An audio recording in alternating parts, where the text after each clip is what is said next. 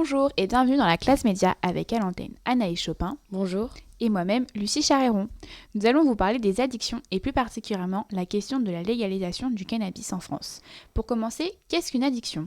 Eh bien, les addictions sont une envie irrépressible et répétée de faire ou de consommer quelque chose pouvant avoir des conséquences néfastes sur la santé d'une personne. Les addictions concernent des produits tels que l'alcool, le tabac, les drogues, mais également certaines activités comme les jeux d'argent, les réseaux sociaux ou encore les écrans.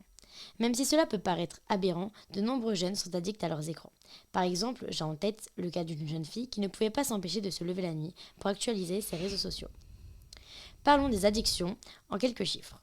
27% de personnes sont addictes à l'alcool et presque une personne sur deux au tabac. Mais toutes ces addictions ne sont pas forcément légales.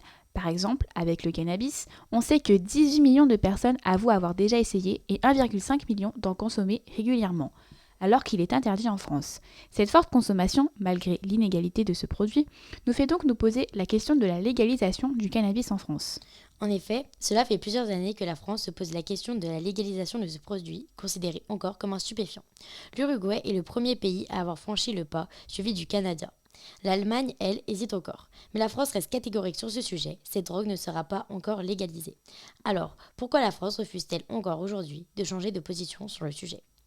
Eh bien, l'État craint de pousser la population à une consommation trop fréquente. Cela augmenterait donc le nombre de consommateurs, comme l'annoncent tous les indicateurs en Uruguay.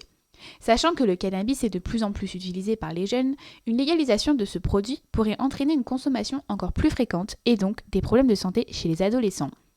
Mais même s'il n'est pas question d'autoriser ce produit stupéfiant, des alternatives peuvent se mettre en place. Par exemple, le gouvernement étudie cette légalisation pour un usage uniquement thérapeutique ou médical, comme l'ont fait le Canada, l'Israël et les Pays-Bas. Seulement, ils pensent ne pas avoir assez de recul sur la question. Pour conclure, les addictions sont très présentes en France, notamment celle au cannabis.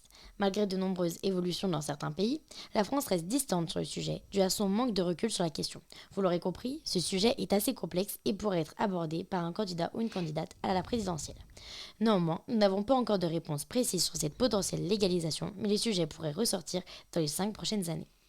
Merci de nous avoir écoutés, on se retrouve pour une prochaine chronique de la classe média.